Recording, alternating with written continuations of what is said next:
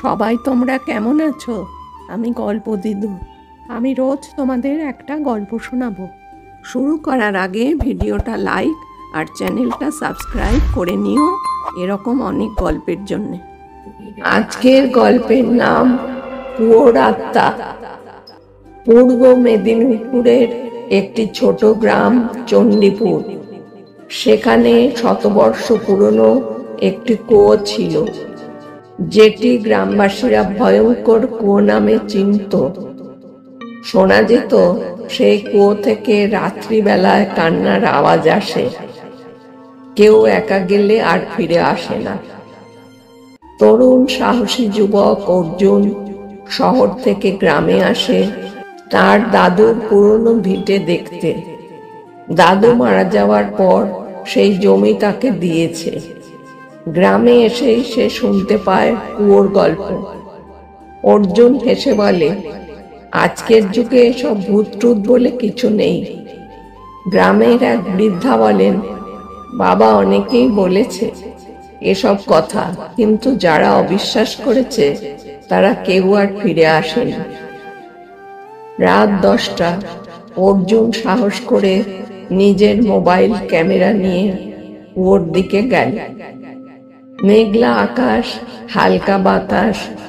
কুয়োর কাছে যেতেই হঠাৎ চারপাশ নিস্তব্ধ হয়ে যায়। সে ফোনের আলো জ্বালিয়ে নিচে তাকায়।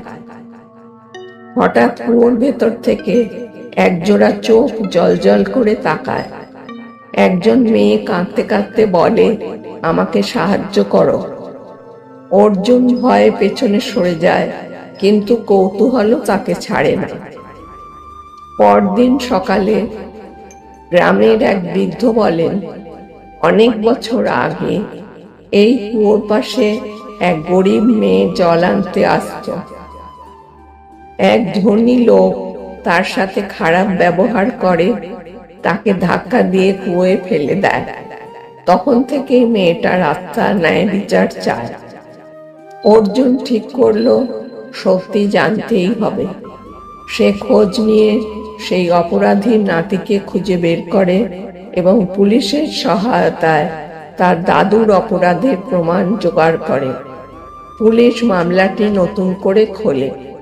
সেদিন রাত্রে অর্জুন আবার কুয়োর কাছে যায়। এবার কুয়োর ভেতর থেকে এক শান্ত গলা শোনা যায়, ধন্যবাদ, আমার আত্মা এবার মুক্ত। এক ঝলক ঠান্ডা বাতাস বয়ে যায়, আর তারপর থেকে কুয়ো থেকে আর কোনো আওয়াজ আসে না। গ্রামবাসীরা অবাক হয়ে যায়, এক সাহসী যুবকের জন্য একটি আত্মা মুক্তি পেল। গল্পের শিক্ষা, ন্যায় বিচার চিরকাল প্রয়োজন।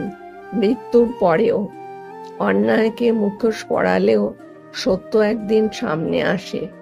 সাহস ও সততা দিয়ে অন্ধকারও জয় করা যায়।